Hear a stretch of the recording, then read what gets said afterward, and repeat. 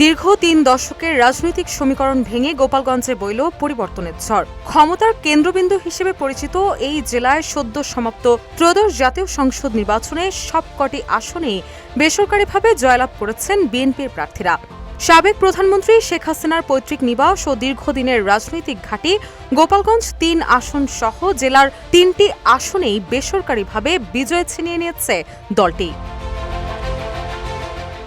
গোপালগঞ্জ ৩ আসনে এবার বিজয়ী হয়েছেন বিএনপি মনোনীত প্রার্থী এস.এম. জিলানী।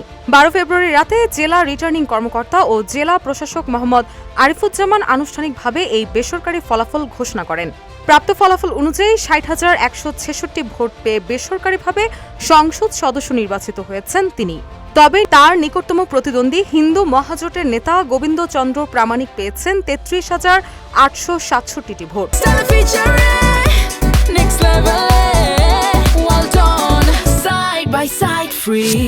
গোপালগঞ্জ ১ আসনেও পরিবর্তনের হাওয়া লেগেছে।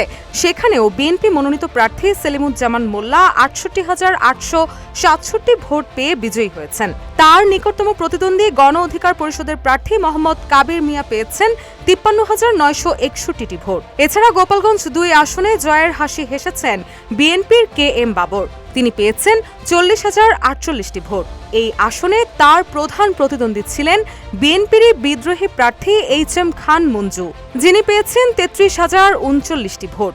আওয়ামী লীগ নির্বাচনে অংশ না নেওয়ায় এই আসনগুলোতে মূলত বিএনপি ও জোটের শরিকদের মধ্যেই মূল লড়াই সীমাবদ্ধ ছিল।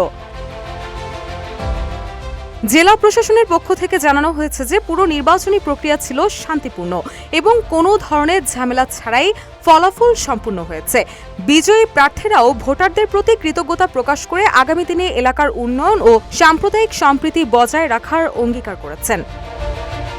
রুশা সুর, নিউজ ডেস্ক, ইত্তেফাক।